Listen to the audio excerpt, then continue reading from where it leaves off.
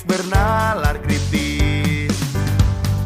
Teladan untuk keluarga dan temanmu di rumah dan sekolah, karena kamu generasi Cerdas berkarakter untuk Indonesia maju. Aku harus bergotong royong untuk Indonesia jaya. Aku harus Assalamualaikum warahmatullahi wabarakatuh.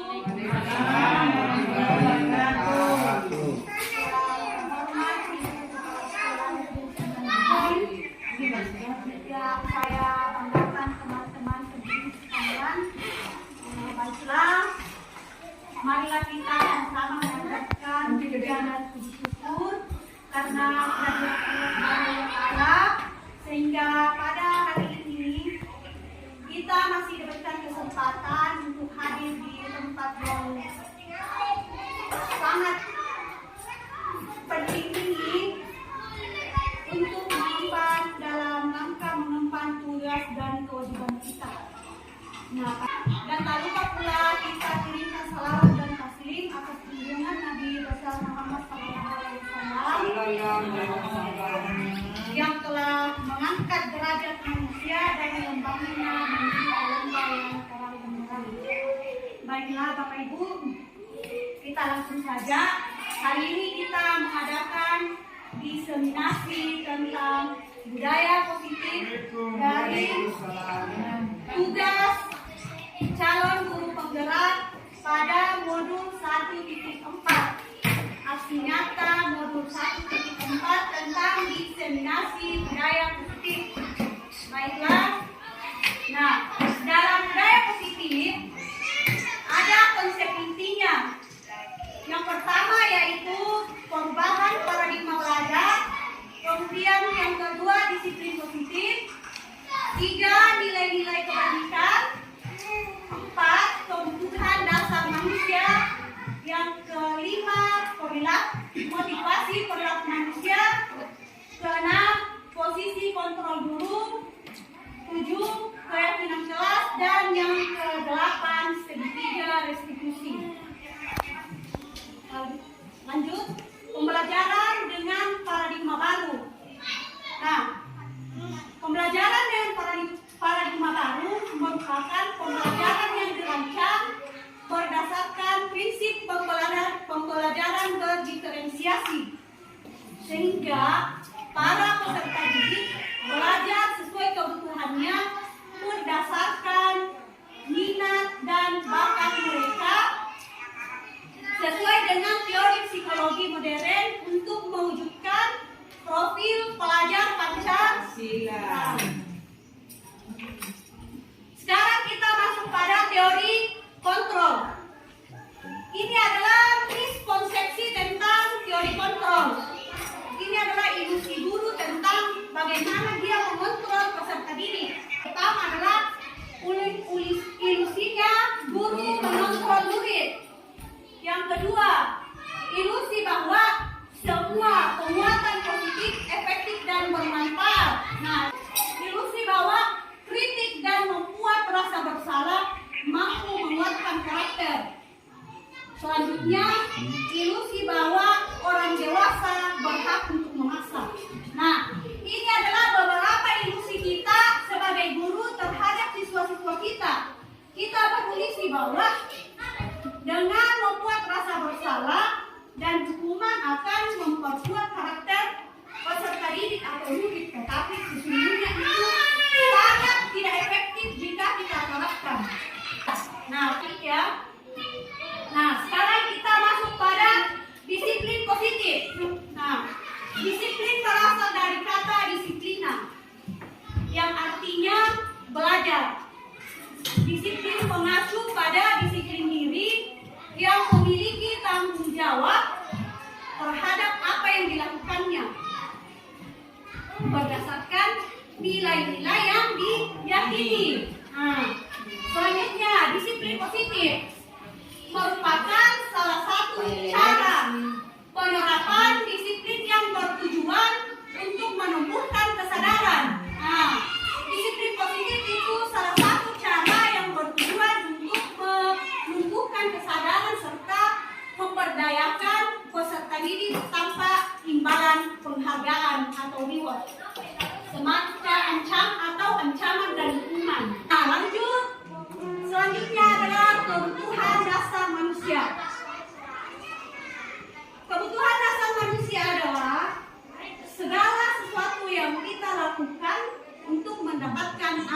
kita inginkan.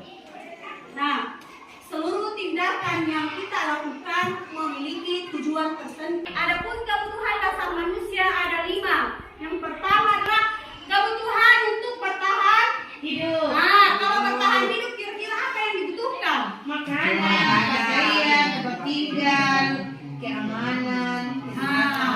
Jadi untuk bertahan hidup kita memerlukan makanan, pakaian, tempat tinggal. Jadi lanjut, kebutuhan untuk mendapatkan kasih sayang dan rasa diterima. Kalau dia memiliki rasa disayangi, yaitu dia dipedulikan, diterima sebagai bagian dari sebuah kelompok. Lanjut, untuk kebutuhan dasar yang ketiga yaitu penguasaan. Kalau dia penguasaan berarti kita harus mampu memiliki harga diri.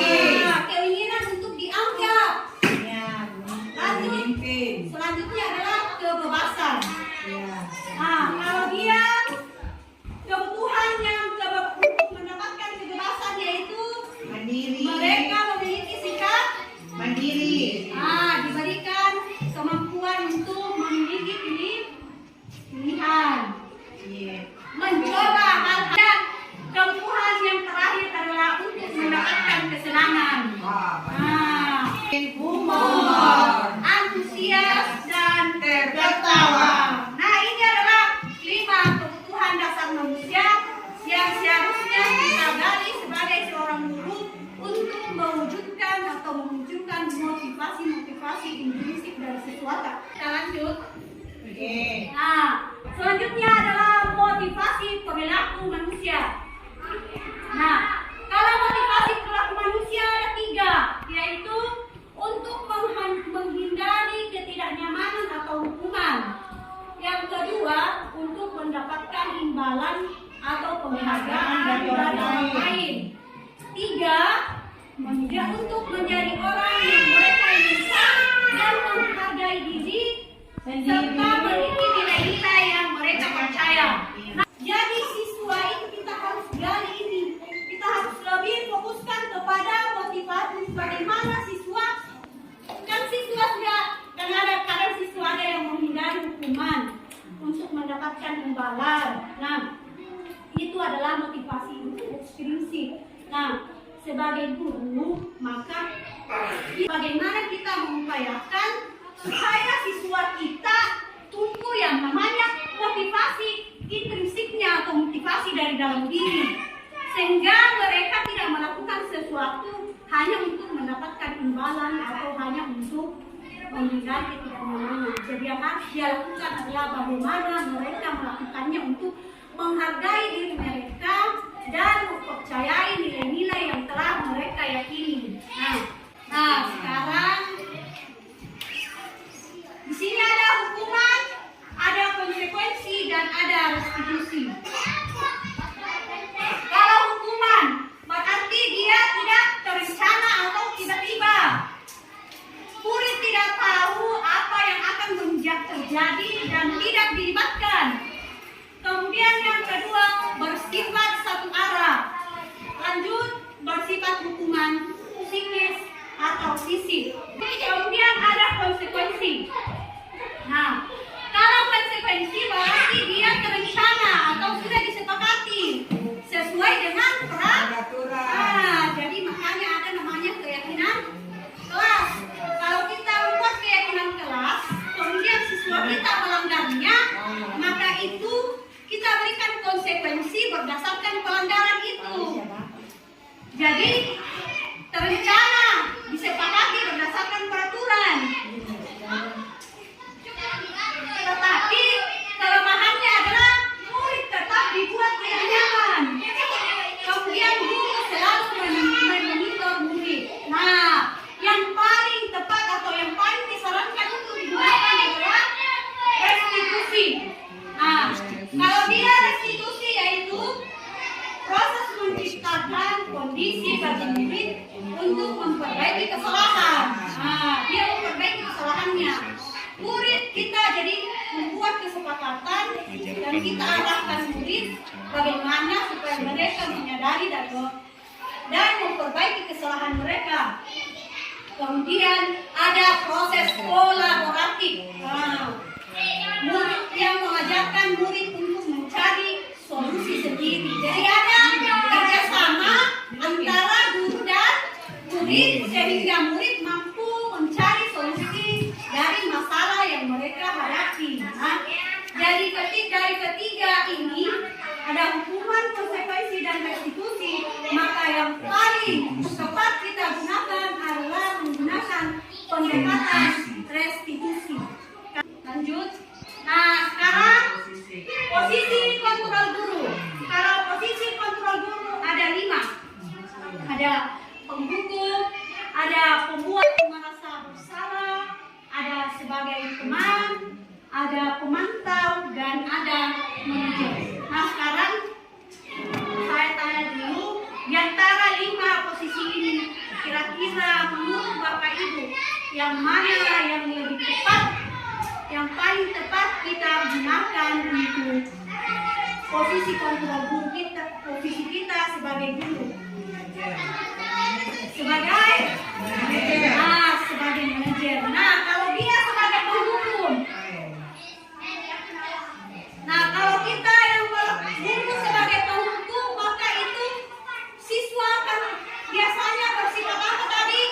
Hukumannya bersifat fisik atau menyakiti fisik dan psikisnya anak-anak.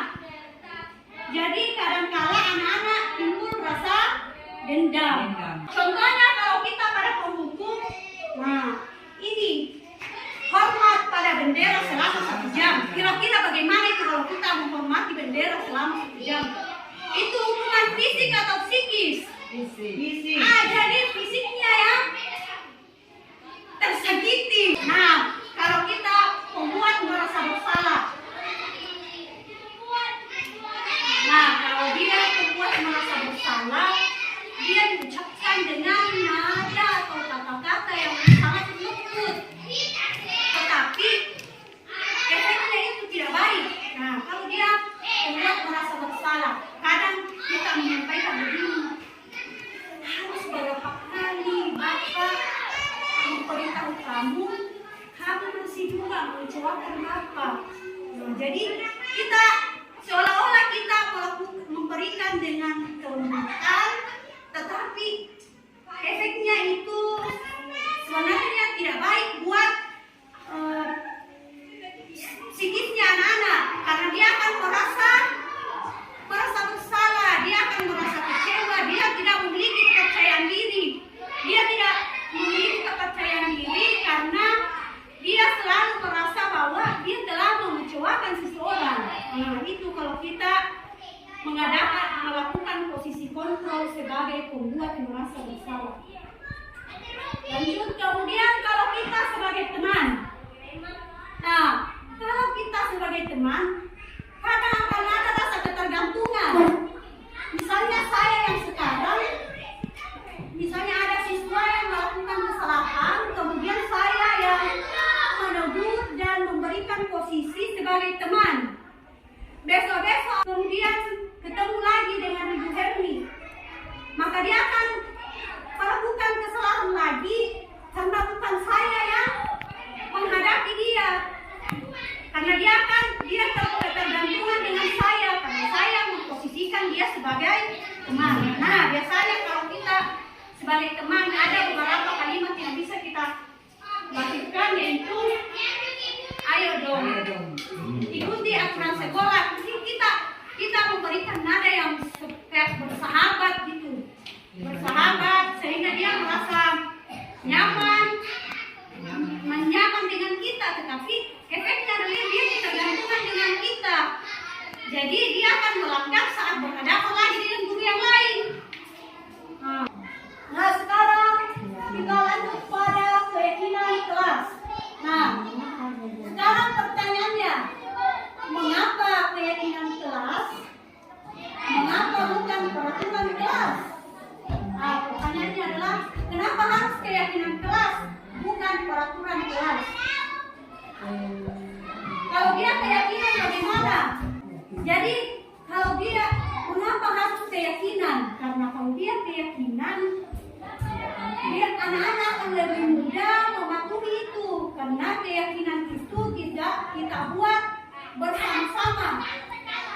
Kita lakukan bersama-sama, berkolaborasi antara guru dan siswa, membuat keyakinan sehingga mereka akan lebih mudah melakukan. Kalau dia peraturan itu, kalau peraturan lebih mengikat, dia lebih mengikat sama seperti tata tertib. Nah, kalau dia tata tertib itu turunannya ke bawah adalah keyakinan kelas. Dari tata tertib yang ada, kita melihat bagaimana kurikulumnya sehingga kita bisa membuat keyakinan. Nah, lanjut.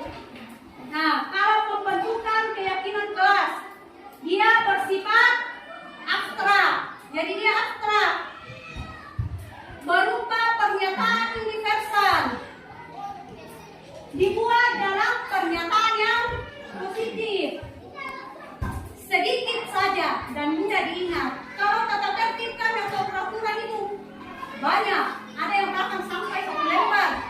Nah, kalau dia ini sedikit saja dan mudah dipahami.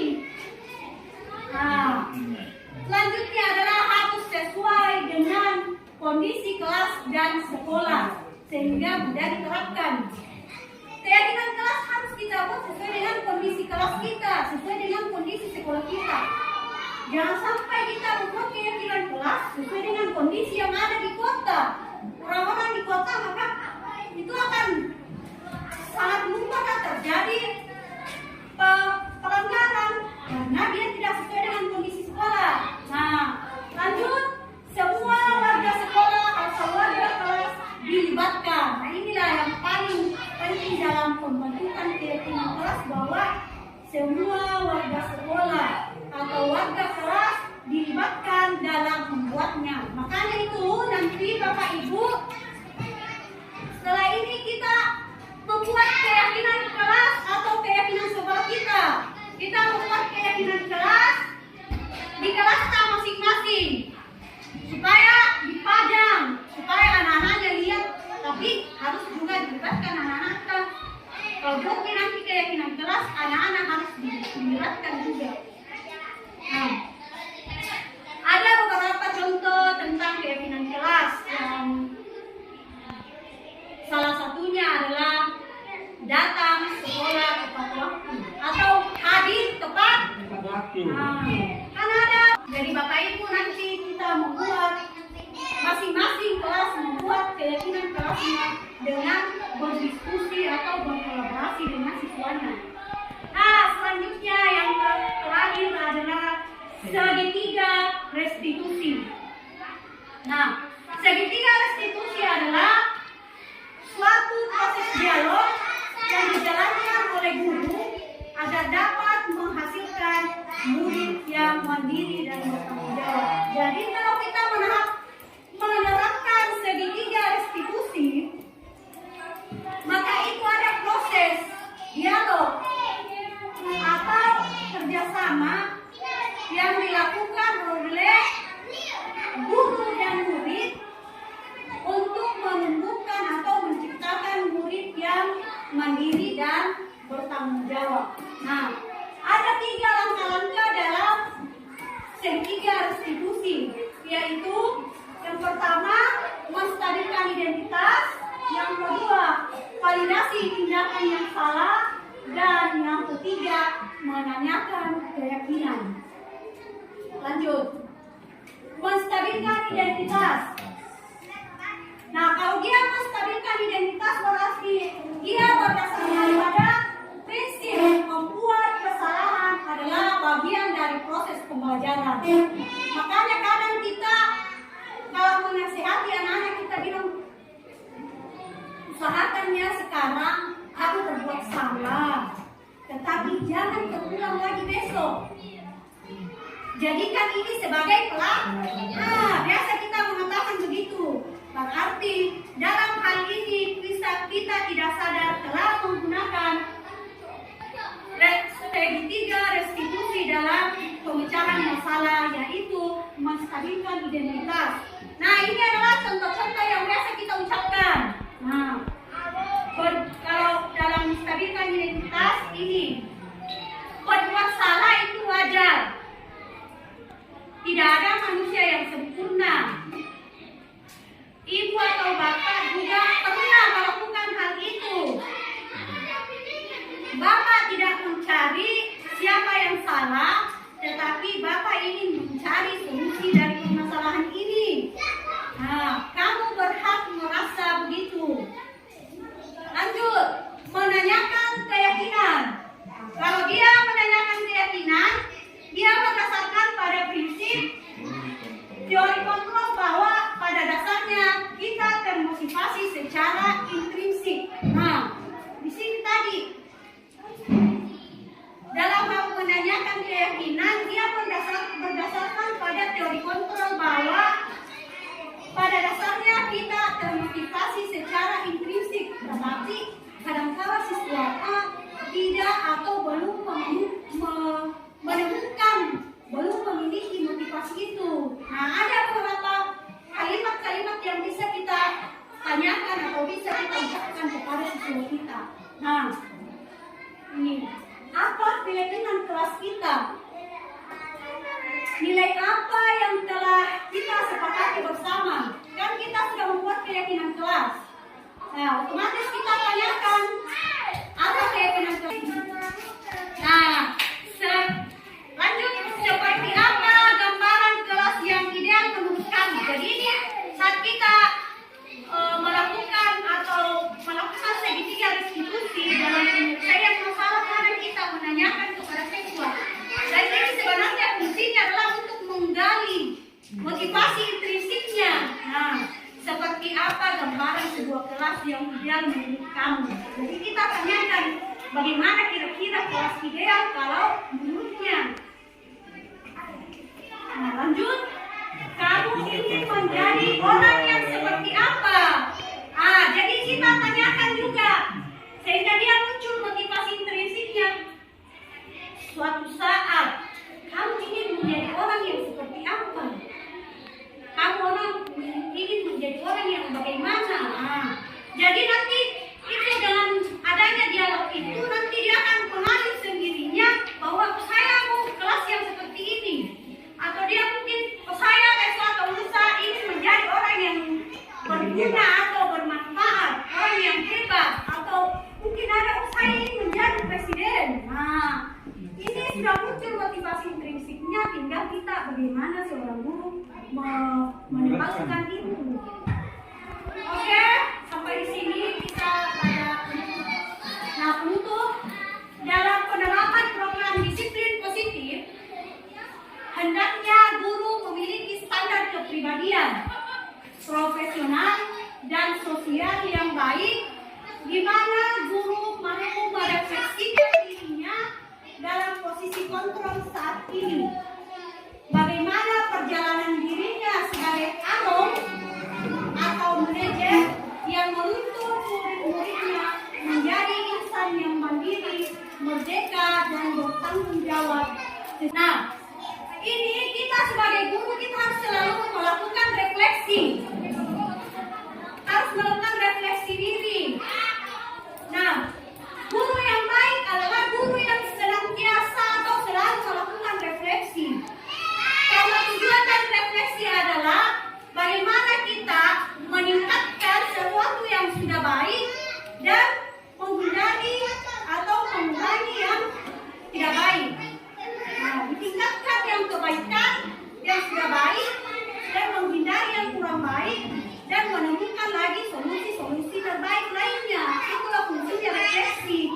Jadi kita sebagai guru, baik kita juga sebagai guru, bisa kalau setiap kita selesai mengajar, kita melakukan refleksi dengan murid. Salah satunya dengan menanyakan kepada murid bagaimana perasaannya tadi, bagaimana ibu guru mengajar tadi. Dan juga guru melakukan refleksi dengan teman sejawat. Kalau ini teman sejawat berarti kita tanyakan kepada teman sejawat kita bagaimana saya mengajar tadi. Nah, kira-kira apa yang kurang dan apa yang sudah baik. Kalau sudah melakukan refleksi, maka hal yang baik pasti akan dikembangkan, dan yang kurang baik akan ditinggalkan. Baiklah Bapak Ibu, sampai di sini materi kita hari ini. Saya berharap apa yang kita dapatkan pada hari ini dapat kita terapkan di kelas-kelas kita masing-masing dan secara umum di sekolah, lingkungan sekolah kita. Terima kasih atas waktu dan perhatiannya. Kurang lebihnya mohon dimaafkan. Assalamualaikum warahmatullahi wabarakatuh. Baiklah anak-anak, hari ini kita akan membuat sebuah kesepakatan kelas. Jadi tugas kamu hari ini adalah kamu akan ke depan untuk menuliskan keyakinan atas yang kamu inginkan, dan nanti akan kita simpulkan dan itu kita akan diskusikan bersama, sepakati bersama tentang keyakinan kelas yang harus kita terapkan di dalam kelas kita. Baiklah, sekarang kita mulai ya. Jadi silakan angkat tangan yang ingin ke depan untuk menuliskan salah satu kesepakatan atau keyakinan kelas yang kamu inginkan. Oke, sekarang siapa? Saya. Sekarang saya dulu ya. Kita mulai dari laki-laki dulu. Baik, silakan Fadil, ke depan tuliskan satu.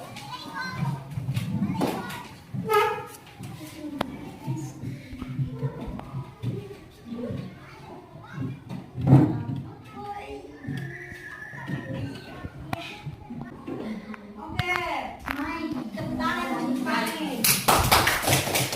Baik, tadi siapa lagi? Saya. Silakan Cia, ke depan.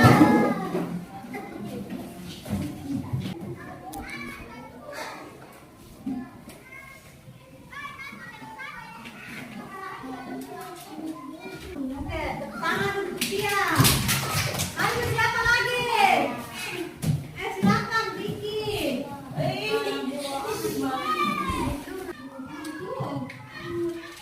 Oke, jadi Vicky ingin kejujuran. Siapa lagi? Rahel. Silakan. Jujur baik juga.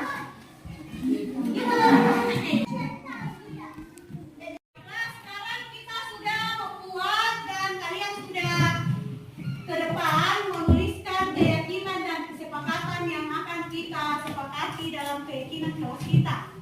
Nah, dari sini, dari beberapa pendapat yang telah kamu sampaikan, sekarang kita telah menarik kesimpulan bahwa ini adalah keyakinan kelas yang harus kita yakini, yang harus kita laksanakan di dalam kelas kita. Yang pertama adalah hadir tepat waktu. Dua, tiga, empat,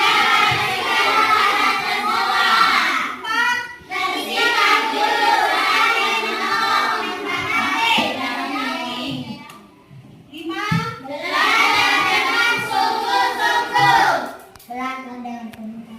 enam,